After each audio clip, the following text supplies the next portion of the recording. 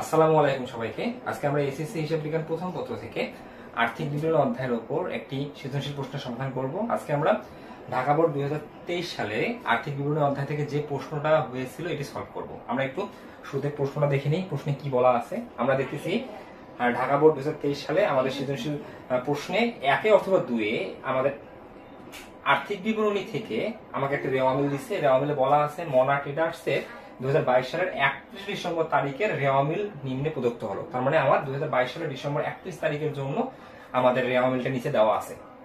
রেওয়া মিল মানে আমরা সবাই জানি একটা রেওয়া মিলে সম্পদ থাকে ডেবিট, ব্যয় থাকে ডেবিট, উত্তোলন থাকে ডেবিট, আয় থাকে ক্রেডিট, মূলধন থাকে ক্রেডিট, দায় থাকে ক্রেডিট, এক মালিকানা কারবারের জন্য।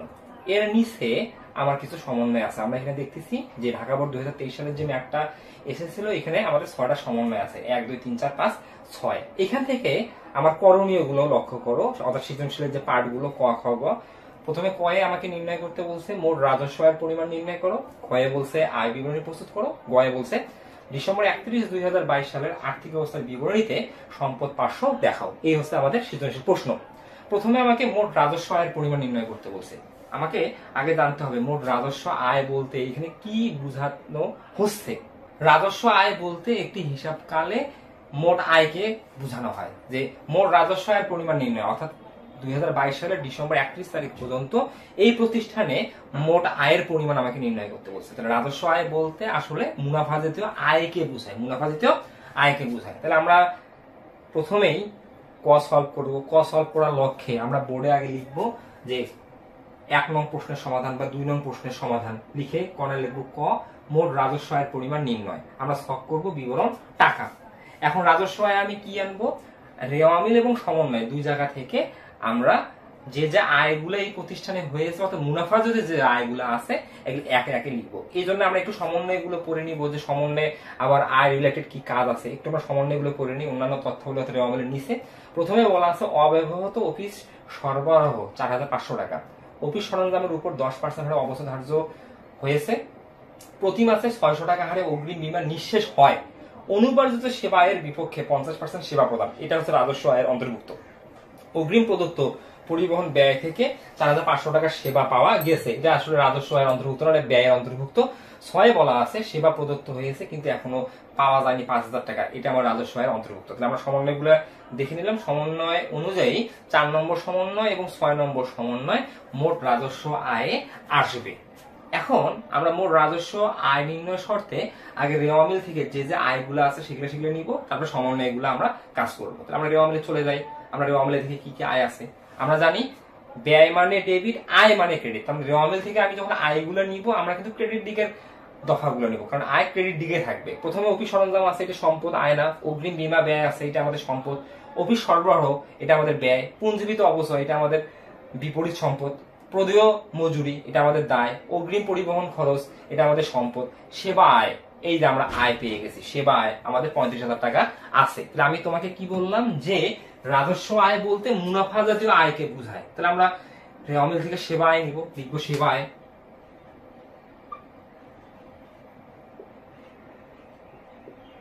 সেবা আয় এটা আমরা আরেকটা ঘর দেব কাজ থাকার কারণে টাকা। সেবায় আমরা দেখতেছি এখানে 35,000 টাকা আছে, 35,000 টাকা আমরা লিখলাম। এখন সেবায়ের সাথে আমরা সমন্বয় দেখব, সেবায় রিলেটেড কোনো কাজ আছে কিনা। আমরা সমন্বয় দেখে নিচ্ছি। সমন্বয় নাম্বার 4 আছে অনুপার্জিত সেবায়ের বিপক্ষে 50% সেবা প্রদান। তোমরা রেওয়া মিলে গিয়ে দেখো অনুপার্জিত সেবায়, যে অনুপার্জিত সেবায় 3000 টাকা আছে। অনুপার্জিত সেবায় কি মিন করে, আমরা কোনো কাস্টমারের কাছ থেকে সেবা প্রদান করার শর্তে 3000 টাকা অগ্রিম নিছি, এটাই অনুপার্জিত সেবায়। তাহলে আমরা এই বছরে কোনো কাস্টমারের কাছ থেকে 3000 টাকা সেবা দেওয়ার শর্তে অগ্রিম নিছি। কত টাকা নিছি অগ্রিম? 3000 টাকা। এটা আমরা অনুপার্জিত সেবা আয় নামে রেওয়া মিলে রেকর্ড করছি। এখন সমন্বয় বলতেছে যে অনুপার্জিত সেবা আয়ের বিপক্ষে 50% সেবা প্রদান। তার মানে আমরা সেবা প্রদান করার শর্তে 3000 টাকা নিছি। চলতি বছরে আমরা সমন্বয় অনুযায়ী 50% সেবা দিয়ে দিছি। তাহলে আমি চলতি বছরে যতটুকু সেবা দিব অনুপার্জিত আয়ের মধ্যে ততটুকু অর্জিত বা উপার্জিত হবে। আর যতটুকু অর্জিত বা উপার্জিত হবে চলতি বছরে তা আয় হিসেবে গ্রহণযোগ্য বা কাউন্ট হবে। তাহলে আমরা এখানে স্পষ্ট দেখতেছি অনুপার্জিত সেবায় যে আমাদের 3000 টাকা আছে তার 50% অর্জিত হয়েছে। তাই আমরা লিখবো যোগ অর্জিত সেবা আয়। অর্জিত সেবা আয়। তার মানে অনুপার্জিতটা আমাদের অর্জিত হচ্ছে, কত পার্সেন্ট অর্জিত হচ্ছে? 50%। এটার 50%, তাহলে আমরা দেখিয়ে দেবো 3000 ইন্টু 50%, তো 3000 50%, 1500, 1500 টাকা। তাহলে আমাদের এখন গিয়ে দাঁড়ালো 36500 টাকা। আমরা আবার আরেকটা সমন্বয় দেখতেছি, সমন্বয় নাম্বার 6 বলা আছে সেবা প্রদত্ত হয়েছে কিন্তু এখনো পাওয়া যায়নি 5000 টাকা। তাহলে সেবা প্রদত্ত হয়েছে কিন্তু এখনো পাওয়া যায়নি, তাহলে এই বছরে আমরা অপর আরেকজন কাস্টমারকে 5000 টাকা সেবা দিছি, বাকিতে সেবা দিছি, তার কাছ থেকে আসলে আমার টাকাটা এখনো পাওয়া যায়নি। তাহলে আমি কাউকে যদি সেবা দেয়, সেটা নগদে হোক আর বাকিতে হোক, সেবা দিলে আমার আয় হবে, চলতি বছর এটা আমাদের আয় হবে। তাহলে রাজস্ব আয় বলতে কি? চলতি বছরে মুনাফা জাতীয় আয়। চলতি বছরে যতগুলো মুনাফা জাতীয় আয় আছে সবগুলোকে আমাকে এখানে লিখতে হবে। তাহলে সেবা প্রদত্ত হয়েছে কিন্তু এখনো পাওয়া যায়নি, তার মানে এখানে বকেয়া আছে। তাহলে আমরা বকেয়া থাকলে আয়ের সাথে যোগ করব, বকেয়া থাকলে ব্যয়ের সাথে যোগ করব। তাহলে এখানে বকেয়া আয় আমরা লিখবো যোগ বকেয়া সেবা আয়, বকেয়া সেবা আয়। তারপরে সেবা দিচ্ছি, আমরা টাকা পাইনি, তাই আমাদের এখানে বকেয়া আছে। তাহলে বকেয়া থাকলে আমাদের আয়কে বাড়াতে হবে। তাহলে কত টাকা বকেয়া আছে? 5000 টাকা। তাহলে আমরা যদি 5000 টাকা যোগ করি তাহলে আমরা এক্স্যাক্টলি পাচ্ছি 41,500। এই 41,500ই হচ্ছে আমাদের চলতি বছরে মোট রাজস্ব আয়ের পরিমাণ। কারণ আমাদের পুরো অঙ্কে আর কোনো আয় নেই, কারণ আমরা প্রত্যেকটা জিনিস চেক করছি। ভালোভাবে দেখো, আয় তো ক্রেডিট দিকে থাকে, ক্রেডিট দিকে 4000 টাকা আছে, এটা পুঞ্জীবিত অবস্থায় আয় না। 6000 আছে, এটা প্রদেয় মজুরি, এটা আয় না। 35,000 টাকা আছে সেবা আয়, এটা আয় আমি নিয়ে নিছি। অনুপার্জিত সেবা আয় 3000, এটা আমাদের দায়। কিন্তু এই অনুপার্জিত সেবায়ের 50% চলতি বছরে সেবা দেওয়া হয়ে গেছে। তাহলে আমি অনুপার্জিত সেবায়ের চলতি বছরে যতটুকু সেবা দিব ততটুকু চলতি বছরে আয় হিসেবে কাউন্ট হবে। তাহলে 3000 টাকা অনুপার্জিত সেবা আয় ছিল, দায় হিসেবে ছিল, তার 50% আমি সেবা দিছি, তাই 50% অর্থাৎ 1500 টাকা এই বছরে আয় হয়ে গেছে। এখনো 1500 টাকা পরের বছরের জন্য অনুপার্জিত হিসাবে থাকবে, মানে চলতি দায় হিসাবে থাকবে। তাহলে মূলধন 25,000 টাকা আয় না, তাহলে রেওয়া মিলে আমরা একটাই আয় পাইছি, সেবা আয়, তাই আমি সেবা আয় নিছি। সমন্বয়ে আমরা এই সেবা আয় রিলেটেড দুটো সমন্বয় পাইছি, সমন্বয় নাম্বার 4 এবং সমন্বয় নাম্বার 6। তাহলে পুরো অঙ্কে আর কোনো আয় নেই, তাহলে এটাকে আমরা ক্লোজ করে দেব। এটাই হচ্ছে আমাদের মোট রাজস্ব আয়ের পরিমাণ, অর্থাৎ রাজস্ব আয়। রাজস্ব আয়, তাহলে রাজস্ব আয় মানে একদম খুব সহজে মুনাফা যেতে আয়। মুনাফা যেতে আয়ের পরিমাণকে আমরা বলতেছি রাজস্ব আয়। তাহলে আমরা ক নম্বর পড়ে ফেলতে পারলাম। এবার আমরা ক্ষয়ে যাব। ক্ষয়ে কি বলছে? আয় বিবরণী প্রস্তুত করো। আমরা যখন আর্থিক বিবরণী অধ্যায়ে আয় বিবরণী প্রস্তুত করি, আমরা আয় বিবরণী দুই ধরনের প্রতিষ্ঠান এর জন্য প্রস্তুত করি, সেবামূলক প্রতিষ্ঠান, পণ্যের প্রতিষ্ঠান। যখন আমরা সেবামূলক প্রতিষ্ঠানের জন্য আয় বিবরণী করব তখন এটা এক ধাপ বিশিষ্ট আয় বিবরণী। যখন আমরা পণ্যের প্রতিষ্ঠানের জন্য আয় বিবরণী প্রস্তুত করব এটা বহুধাপ বিশিষ্ট আয় বিবরণী।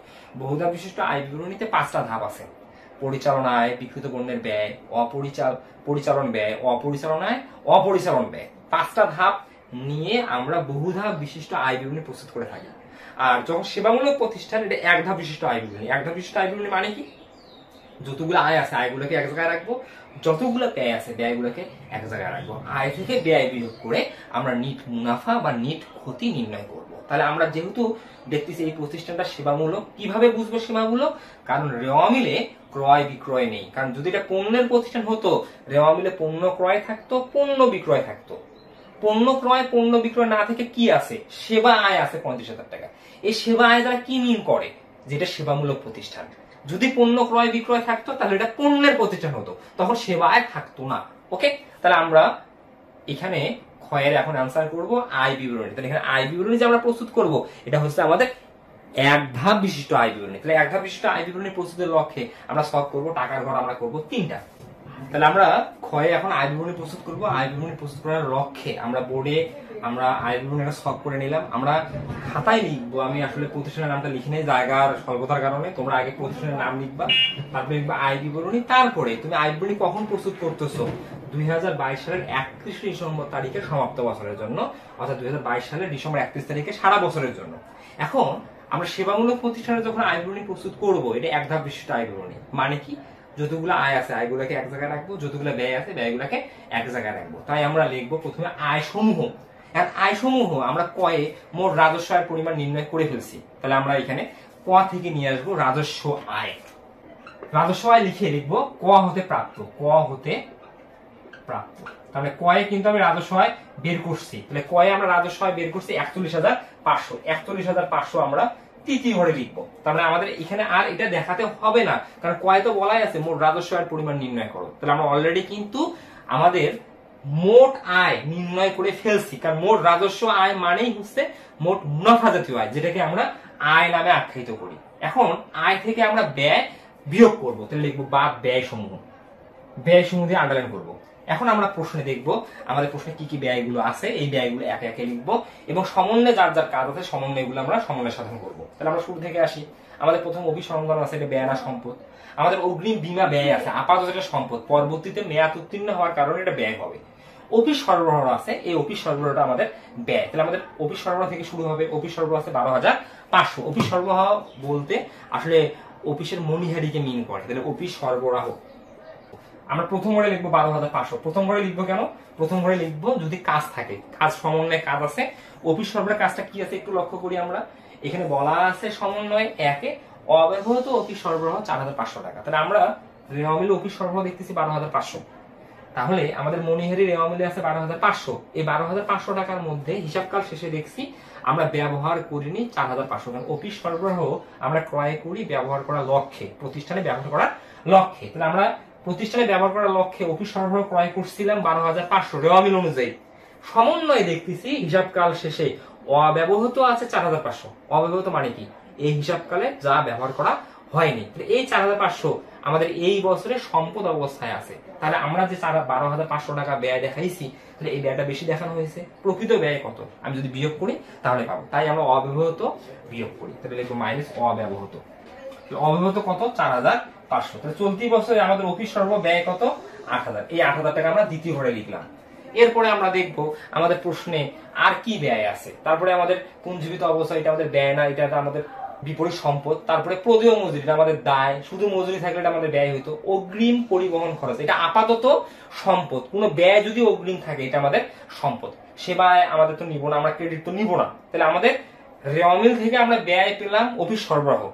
এখন রেওয়া মিলে অগ্রিম বীমা ব্যয় ছিল, রেওয়া মিলে অগ্রিম পরিবহন খরচ ছিল। এগুলো আবার পরবর্তীতে আমরা হিসাবকাল শেষে সমন্বয় দেখতে পারবো যে তারা ব্যয় হয়েছে কিনা। তাহলে আমরা সমন্বয় দেখি। আর সমন্বয় প্রথমে আছে অফিস সরঞ্জামের উপর 10% হারে অবস্থায়, একটু পরে করি। 3টা আসি। 3-এ বলছে প্রতি মাসে 600 টাকা হারে অগ্রিম বীমা নিঃশেষ হয়। নিঃশেষ মানে ইংরেজিতে হচ্ছে এক্সপায়ার হওয়া, আর বাংলা হচ্ছে মেয়াদ উত্তীর্ণ হওয়া। তারপরে আমাদের এখানে একটা জিনিস লক্ষ্য করে ভালোভাবে, যে আমাদের এখানে লেখা আছে যে অগ্রিম বীমা ব্যয় 12,000 টাকা। তার মানে আমরা বীমা কোম্পানিকে 12,000 টাকা অগ্রিম বীমা সালামি প্রদান করছি। আমরা যখন ব্যয়ের টাকা অগ্রিম দেই, এটা আমাদের চলতি সম্পদ। আমরা যখন ব্যয়ের টাকা অগ্রিম দিব, এখানে চিরন্তন সত্য সময় অতিবাহিত হওয়ার সঙ্গে সঙ্গে এটা মেয়াদ উত্তীর্ণ হবে, অর্থাৎ ব্যয় রূপান্তরিত হবে। তাহলে আমাদের অগ্রিম বীমা ব্যয় 12,000 টাকা ছিল। এই হিসাবকালে বলা আছে প্রতি মাসে 600 টাকা হারে নিঃশেষ হয়। নিঃশেষ মানে মেয়াদ উত্তীর্ণ হয়, অর্থাৎ ব্যয় রূপান্তরিত হয়। এই নিঃশেষ মানে নোট করে রাখবা, নিঃশেষ মানে মেয়াদ উত্তীর্ণ হওয়া বা ব্যয়ে পরিণত হওয়া বা রূপান্তরিত হওয়া। তাহলে প্রতি মাসে কয়শো টাকা করে ব্যয় রূপান্তরিত হয়? 600 টাকা করে রূপান্তরিত হয়। তাহলে প্রতি মাসে যদি 600 হয়, তাহলে 6-12-72 7,200 টাকা আমাদের এখানে ব্যয় রূপান্তরিত হবে। তাহলে আমরা লিখবো এখানে বীমা খরচ ব্র্যাকেটে প্রতি মাসে 600 গুণন 12, তাহলে 6-12-7,200 অর্থাৎ 7200। তাহলে আমাদের অগ্রিম বীমা ছিল 12,000। এই 12,000-এর মধ্যে আমাদের এই বছরে মেয়াদ উত্তীর্ণ হইল 7,200। তাহলে এখনো অগ্রিম কত আছে? বাকি অগ্রিমটা আমরা আর্থিক অবস্থার বিবরণীতে সম্পদ হিসেবে দেখাবো। তাহলে আমাদের এখানে অগ্রিম থাকতেছে 4,800। এই 4,800 এখনো আমাদের সম্পদ অবস্থায় আছে, ওটা এখনো মেয়াদ উত্তীর্ণ হয়নি। এটা কখন মেয়াদ উত্তীর্ণ হবে? আবার আগামী বছরে গিয়ে। তাহলে এই টাকাটা হচ্ছে এই বছরের জন্য চলতি সম্পদ। তাই আমরা 12,000-এর বদলে কত টাকা লিখলাম? 7,200 টাকা, যেটা মেয়াদ উত্তীর্ণ হয়েছে। প্রতি মাসে কয় টাকা করে মেয়াদ উত্তীর্ণ হয়? 600 টাকা করে। প্রতি মাসে যদি 600 টাকা করে হয়, আমরা তো এখানে আয় বিবরণী প্রস্তুত করতেছি 1 বছরের জন্য, জানুয়ারি থেকে ডিসেম্বর 31। হিসাবকালটা আমাদের এটি। তাহলে জানুয়ারি থেকে ডিসেম্বর 31 কয় মাস? 12 মাস। তাহলে প্রতি মাসে 600, 12 মাসে তাহলে কত হবে? 7200 টাকা হবে। ওকে, এরপরে আমরা আসবো অন্যান্য সমন্বয়। তারপরে আমরা সমন্বয় আসতেছি 5 নম্বর সমন্বয়। অগ্রিম প্রদত্ত পরিবহন ব্যয় থেকে 4,500 টাকার সেবা পাওয়া গেছে। তোমরা একটু প্রশ্নে ভালোভাবে লক্ষ্য করো। অগ্রিম পরিবহন খরচ 8,500, আমরা যখন ব্যয়ের টাকা কাউকে অগ্রিম দেই, ব্যয়ের টাকা অগ্রিম দেই মানে কি? আমরা মানুষকে টাকা দিছি অগ্রিম, তারপরে তার কাছ থেকে আমি সেবা পাবো, মানে বা তার কাছে সেবা নিব। মানে আমরা এই যে অগ্রিম যে পরিবহন খরচ ৮৫০০ টাকা দিছি সেবা গ্রহণ করার শর্তে, তাহলে আমি মানুষের কাছে ৮৫০০ টাকার সেবা পাবো। তাহলে আমি যখন অগ্রিম দিব পরবর্তীতে সেবা নিব। ঠিক তেমনি ভাবে অনুপার্জিত সেবায় মানে কি? মানুষ আমাকে অগ্রিম দিছে, তাহলে আমার কাছে তারা সেবা ভবিষ্যতে নিবে। তাহলে অনুপার্জিত সেবায় মানে আমি অগ্রিম টাকা নিছি, সেবা দেইনি, মানুষ সেবা পাবে। সেই ক্ষেত্রে অনুপার্জিত সেবা আয় হিসাবকাল শেষে অর্জিত হবে, মানে আয় হবে। তাহলে অগ্রিম থেকে ব্যয় হয়, অগ্রিম ব্যয় থেকে ব্যয় হয়, অনুপার্জিত আয় থেকে আয় হয়। তাই আমাদের সমন্বয়ে বলা আছে যে অগ্রিম প্রদত্ত পরিবহন ব্যয় থেকে ৪৫০০ টাকা সেবা পাওয়া গেছে, তাহলে পরিবহন অগ্রিম পরিবহন খরচটা খরচে রূপান্তরিত হয়েছে। তাহলে আমরা এখন লিখবো পরিবহন খরচ। তাহলে পরিবহন খরচ আমার কত হচ্ছে? ৪৫০০। কত টাকা থেকে ৪৫০০? আমাদের হচ্ছে ৮৫০০ টাকা থেকে। তাহলে এখনো অগ্রিম কত আছে? ৪০০০। এটা চলতি সম্পদ অবস্থায় আছে। ওকে, এরপরে আমরা আসবো অন্যান্য সমন্বয়। অন্যান্য সমন্বয় আমরা একটু দেখবো কি আছে। আমাদের ১ নম্বর সমন্বয় হয়ে গেছে, আমরা ২ নম্বর সমন্বয়টা স্কিপ করে গেছিলাম। কেন? অপচয়টা আমরা শেষে লিখবো। কার অপচয় নির্ণয় করতে বলছে? অফিস সরঞ্জামের। অপচয় হচ্ছে আমাদের মুনাফা জাতীয় ব্যয়। তাহলে আমরা কার অপচয়? অফিস সরঞ্জামের অপচয়। অবশ্যই সরঞ্জামের কত পার্সেন্ট অবশ্যই কাটতে বলছে? 10%। তাহলে আমরা দেখবো আমাদের অফিস সরঞ্জাম কত আছে আমাদের অমিলে। আমরা দেখতেছি অফিস সরঞ্জাম আছে ৪০,০০০। ৪০,০০০ টাকা আছে, ৪০,০০০ আমার অবশ্যই কাটতে বলছে 10%। ৪০,০০০ 10% ৪০০০। আমাদের পুরো অঙ্কে আর কোনো ব্যয় নেই, আমাদের সব ব্যয় লেখা শেষ। এখন আমরা এই ব্যয়গুলোকে যোগ করব। আমরা যদি যোগ করি, আমরা যোগফলটা একটু যোগটা করে নেই। ৮০০০ যোগ ৭২০০ যোগ ৪৫০০ যোগ ৪০০০, তাহলে আমরা পাচ্ছি ২৩৭০০।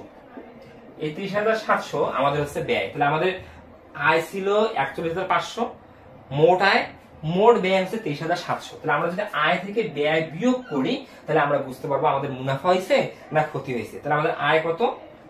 ৪১৫০০। তাহলে আমরা ৪১৫০০ থেকে ২৩৭০০ বিয়োগ করে আমরা বিয়োগফল পাচ্ছি ১৭৮০০। এই ১৭৮০০ এটা হচ্ছে আয় থেকে ব্যয়ের বিয়োগফল। তাহলে কারবারে আয় বেশি ব্যয় কম, তাহলে এই যে বিয়োগফলটা আমরা পেলাম এটা হচ্ছে আমাদের নিট আয়। তাহলে আমাদের কারবারের নিট আয় আমরা পেলাম ১৭৮০০। ১৭৮০০ এটা একটু আমরা টুকে রাখি, ১৭৮০০ এটা আমাদের নিট মুনাফা। ওকে, তাহলে আমরা এভাবে একটা সেবামূলক প্রতিষ্ঠানের এক ধাপ বিশিষ্ট আয় বিবরণী প্রস্তুত করতে পারি। তাহলে আমাদের খ হয়ে গেল। এখন আমরা গয়ের সমাধান করব। গয় কি বলছে? ডিসেম্বর ৩১, ২০২২ সালের আর্থিক অবস্থার বিবরণীতে সম্পদ পার্শ্ব দেখাও। তার মানে আমাকে ৩১ ডিসেম্বর ২০২২ সালের আর্থিক অবস্থার বিবরণীতে সম্পদ পার্শ্ব শুধু দেখাইতে বলছে। আগে আমাকে জানতে হবে যে আমরা যে আর্থিক অবস্থার বিবরণী প্রস্তুত করি আমরা কখন প্রস্তুত করি? আমরা আর্থিক অবস্থার বিবরণী প্রস্তুত করি একটা নির্দিষ্ট তারিখের জন্য, সেটা আমাদের প্রত্যেকটা ক্ষেত্রে হিসাব করে শেষের দিনের জন্য। আমরা আর্থিক অবস্থার বিবরণীতে কি করি? আমরা আর্থিক অবস্থার বিবরণীতে আসলে মৌলিক হিসাব সমীকরণের যে দফাগুলো আছে এগুলো নির্ণয় করি। তার মানে আমরা আর্থিক অবস্থার বিবরণীতে একটা নির্দিষ্ট হিসাবকালে কত টাকা সম্পদ আছে, কত টাকা দায় আছে, কত টাকা মালিকানা সত্ত্ব আছে এটা আমরা নির্ণয় করি। কিন্তু এখানে আমাকে কিন্তু পুরো আর্থিক অবস্থার বিবরণী প্রস্তুত করতে বলেনি, আমাকে এখানে আংশিক আর্থিক অবস্থার বিবরণী প্রস্তুত করতে বলছে। তার মানে আর্থিক অবস্থার বিবরণীতে আমাদের মোট কত টাকা সম্পদ প্রতিষ্ঠিত হবে এটা আমাকে এখানে নির্ণয় করতে বলছে। এই জন্য তোমরা কি করবে? আগে খাতায় লিখবে প্রতিষ্ঠানের নাম, তারপরে লিখবে আর্থিক অবস্থার বিবরণী, ব্র্যাকেটে লিখবে আংশিক। আমার স্পেস কম থাকার কারণে আমি লিখিনি। তারপর লিখবে ২০২২ সালের ৩১ ডিসেম্বর তারিখের জন্য। এটা কিন্তু কখনো সমাপ্ত বছরের জন্য না, আমরা আর্থিক অবস্থার বিবরণী একটা নির্দিষ্ট তারিখের জন্য প্রস্তুত করি, সেটা হচ্ছে হিসাব করে শেষের দিন। ওকে, এরপরে তুমি লিখবে সম্পদ সমূহ টাকা টাকা টাকা। আমরা যখন এক মালিকানা কারবারের জন্য আর্থিক অবস্থার বিবরণী প্রস্তুত করি আমরা সম্পদগুলোকে তিনটা শ্রেণীতে হিসাবের বইতে রেকর্ড করি। ১ চলতি সম্পদ, ২ দীর্ঘমেয়াদী সম্পদ, ৩ স্থায়ী সম্পদ। আমরা যখন চলতি সম্পদগুলো লিখি আমরা চলতি সম্পদগুলো নরমালি ৮টা শ্রেণীতে লিখি, অর্থাৎ ৮টা নামে লিখি। তার মধ্যে প্রথমে আমরা লিখি হাতে নগদ বা নগদ তহবিল, তারপরে লিখি ব্যাংক জমা বা ব্যাংক হিসাব, তারপরে লিখি প্রাপ্য বিল বা প্রাপ্য নোট, তারপরে প্রাপ্য হিসাব, যদি পণ্যের প্রতিষ্ঠান হয় সমাপনী মজুত পণ্য। এই ৫টা কিন্তু আমরা নরমালি প্রত্যেকটা অঙ্কে সবসময় পাই। আবারও বলতেছি, নগদ তহবিল, ব্যাংক জমা, প্রাপ্য বিল বা প্রাপ্য নোট, প্রাপ্য হিসাব, সমাপনী মজুত পণ্য। এরপরে আমরা পাই অব্যাহত সাপ্লাইজ হতে পারে, মনিহারিতে হতে পারে, সরবরাহ হতে পারে। তারপরে আমরা পাই অগ্রিম ব্যয় সমূহ, তারপরে আমরা পাই বকেয়া আয় সমূহ। তাহলে আমরা এই অঙ্কে দেখব যে আমাদের কি কি আছে। আমরা শুরু থেকে চেক করি। আমি যে যে নামগুলো বললাম প্রথমে চেক করব নগদ তহবিল আছে কিনা। আমরা পুরো অঙ্কে দেখতেছি নগদ তহবিল নাই। তারপরে দেখবো ব্যাংক জমা আছে কিনা, পুরো অঙ্কে ব্যাংক জমা নাই। তারপরে প্রাপ্য বিল বা প্রাপ্য নোট আছে কিনা, নেই। প্রাপ্য হিসাব আছে কিনা, নেই। আবার এটা সেবামূলক প্রতিষ্ঠান, সমাপনী মজুতপূর্ণ থাকার চান্স নাই, তাহলে প্রথম 5টা মিসিং। এরপরে আমরা দেখবো অব্যবহৃত সাপ্লাইজ বা সরবরাহ বা মনিহারি আছে কিনা, আছে, সমানের নাম্বার 1-এ অব্যবহৃত অফিস সরবরাহ। তাহলে আমরা লিখবো চলতি সম্পদ। প্রথমে চলতি সম্পদ, চলতি সম্পদের মধ্যে প্রথমে কি পাচ্ছি, অব্যবহৃত সরবরাহ। তাহলে অব্যবহৃত সরবরাহ আমাদের কত টাকা আছে, 4500 টাকা আছে, দ্বিতীয় ঘরে লিখবো। এরপরে আমরা দেখবো অগ্রিম ব্যয় সমূহ। আমাদের এই অঙ্কে অগ্রিম ব্যয় আছে। প্রথমে আমাদের অগ্রিম বীমা আছে 12,000 টাকা, তাহলে আমরা লিখবো অগ্রিম বীমা। অগ্রিম বীমা, এখন এই অগ্রিম বীমা কিন্তু আমরা রেওয়ামিল থেকে নিচ্ছি, যেহেতু রেওয়ামিল থেকে নিচ্ছি তার মানে এটার কাজ আছে বা কাজ হয়েছে। তাহলে আমরা অগ্রিম বীমা রেওয়ামিল নিচ্ছি 12,000। সমন্বয়ে স্পষ্ট বলা আছে, আমরা যদি সমন্বয় নাম্বার 3-এ দেখি, প্রতি মাসে 600 টাকা হারে অগ্রিম বীমা নিঃশেষ হয়। এই নিঃশেষ হয় মানে মেয়াদ উত্তীর্ণ হয়, অর্থাৎ খরচ রূপান্তরিত হয়। তাহলে আমরা অগ্রিম বীমা আমাদের অঙ্কে আছে রেওয়ামিলে 12,000, প্রতি মাসে 600। তার মানে আয় বিবরণীতে আমরা 7200 ব্যয় হিসেবে দেখাইছি। তাহলে 12,000-এর মধ্যে এই বছরে ব্যয় হয়েছে 7200, তাহলে এখনো পরবর্তী বছরের জন্য অগ্রিম আছে 4,800। তারপরে আমাদের রেওয়ামিলে আরেকটা অগ্রিম ব্যয় আছে, অগ্রিম পরিবহন খরচ। তাহলে আমি লিখবো অগ্রিম পরিবহন খরচ। অগ্রিম পরিবহন খরচ রেওয়ামিলে আমরা দেখতেছি আমাদের আছে 8,500। এইখানেও মেয়াদ উত্তীর্ণ হয়েছে, তার মানে আমরা অগ্রিম খরচের বিপরীতে সেবা নিছি। কত টাকা সেবা নিছি, সময়ের নাম্বার আমাদের এখানে আছে 5-এ। অগ্রিম প্রদত্ত পরিবহন খরচ থেকে 4,500 টাকা সেবা পাওয়া গেছে। তাহলে 4,500 টাকা আমি সেবা নিয়ে গেছি, তাই আমাদের এটা মেয়াদ উত্তীর্ণ হয়েছে। তাহলে 8,500 টাকার মধ্যে মেয়াদ উত্তীর্ণ কত হয়েছে, 4,500। তাহলে এখন আমাদের অগ্রিম হিসেবে কত আছে, 4,000। এরপরে আমরা 6 নম্বর সমন্বয় দেখতেছি, যে আমরা একজন কাস্টমারকে বাকিতে সেবা দিছি। বাকিতে সেবা দিছি মানে কি, যে আমি তাকে সেবা দিছি, সে আমাকে এখনো টাকা দেয়নি, তার মানে আমি সেবা বাবদ একজন কাস্টমারের কাছে টাকা পাওনা আছে। তাহলে আমরা যদি কারো কাছে টাকা পাওনা থাকি, আমাদের প্রতিষ্ঠান যদি থাকে, তাহলে এটা আমাদের চলতি সম্পদ। তাহলে এটা বকেয়া সেবা আয় নামে চলতি সম্পদ। আমরা লিখবো বকেয়া সেবা আয়। বকেয়া সেবা আয়। তাহলে বকেয়া সেবা আমার কত টাকা, 5,000 টাকা। তাহলে একটা যদি তুমি লক্ষ্য করো, আমাদের যে চলতি সম্পদ গুলো আছে তার মধ্যে নগদ তহবিল এই অঙ্কে নাই, ব্যাংক জমা এই অঙ্কে নাই, প্রাপ্য বিল বা প্রাপ্য নোট এই অঙ্কে নাই, প্রাপ্য হিসাব এই অঙ্কে নাই, সমাপনী মজুত পণ্য এই অঙ্কে নাই। আমাদের শেষের যে 3টা, এটা 6 নম্বর, এই 2টা আমাদের 7 নম্বর, এটা হচ্ছে আমাদের 8 নম্বর, এরা আছে। এদেরকে আমি যদি যোগ করি, আমরা যোগফলটা পাবো কত দেখি, 9,000, 9 আর 8 তোমার হচ্ছে 9 আর 17, 18,300 টাকা। আমি যোগ করলে পাবো 18,300 টাকা। আমাদের চলতি সম্পদ লেখা শেষ। আমরা এই অঙ্কে দেখতেছি দীর্ঘমেয়াদী সম্পদ মানে বিনিয়োগ নেই। যদি বিনিয়োগ থাকতো আমরা লিখতাম দীর্ঘমেয়াদী সম্পদ, নিচে লিখতাম বিনিয়োগ। এরপরে আমরা দেখতেছি আমাদের স্থায়ী সম্পদ এখানে কয়টা আছে একটু দেখি, একটা মেবি আছে। হ্যাঁ, আমাদের একটা আছে অফিস সরঞ্জাম। তাহলে আমরা লিখবো স্থায়ী সম্পদ। স্থায়ী সম্পদ অফিস সরঞ্জাম, এটার কাজ আছে। স্থায়ী সম্পদ অফিস সরঞ্জাম আমরা দেখছি 40,000 টাকা। আমরা জানি যে আমরা যখন স্থায়ী সম্পদ আর্থিক অবস্থার বিবরণীতে লিখি, এটা পুস্তক মূল্যতে লিখতে হয়। পুস্তক মূল্য মানে কি, আমাদের স্থায়ী সম্পদের এটা ক্রয় মূল্য, এই 40,000 টাকা ক্রয় মূল্য। এখান থেকে আমাকে পুঞ্জীবিত অবস্থায় বিয়োগ করতে হবে। তাহলে মাইনাস লিখবো পুঞ্জীবিত অবস্থায়। আর এই পুঞ্জীবিত অবস্থায় আমার 2 জায়গা থেকে আসবে। পুঞ্জীবিত অবস্থায় আমাদের গত বছর পর্যন্ত ছিল 4,000, আমরা লিখবো ব্র্যাকেটে 4,000।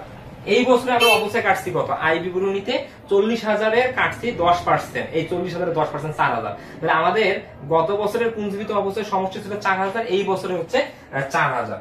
তাহলে আমাদের টোটাল পুঞ্জীবিত অবস্থায় কত, 8,000। তাহলে এই 40,000 টাকা থেকে 8,000 টাকা বিয়োগ করলে আমরা অফিস সরঞ্জামের পুস্তক মূল্য পাবো 32,000 টাকা। তাহলে আমাদের এই অঙ্কে আর কোনো চলতি সম্পদ নেই। যতগুলো চলতি সম্পদ ছিল সব লেখা হয়ে গেছে। আর সম্পদ কিন্তু শুধু ডেবিট দিকে থাকে, ক্রেডিট দিকে থাকে না। ক্রেডিট দিকে আছে দায়, আয়, মূলধন। তাহলে আমি ডেবিট দিকে যেগুলো যেগুলো সম্পদ ছিল সবগুলো লেখা শেষ করছি রেওয়ামিল থেকে, সমন্বয় থেকে। ওকে, তাহলে এখন আমি যদি এদেরকে যোগ করি, আমরা যোগফল দেখতেছি, আমরা বলবো 50,300 টাকা। তাহলে এটাই হচ্ছে আমাদের মোট সম্পদ। এটা তুমি লিখে দেবো মোট সম্পদ। তাহলে আমরা খুব সহজেই 2023 সালে ঢাকা বোর্ডের সৃজনশীল প্রশ্ন সলভ করলাম। আমরা প্রথমে মোট রাজস্ব আয় কিভাবে নির্ণয় করতে হয় শিখলাম, আমরা কিভাবে এক ধাপ বিশিষ্ট আয় বিবরণী প্রস্তুত করব সেটা দেখলাম, এবং আমরা কিভাবে আর্থিক অবস্থার বিবরণীতে শুধুমাত্র সম্পদ নির্ণয় করতে পারবি এটাও আমরা দেখলাম। তো আজকে এই পর্যন্তই। তোমরা ভালো থাকবে। আল্লাহ হাফেজ। আসসালামু আলাইকুম।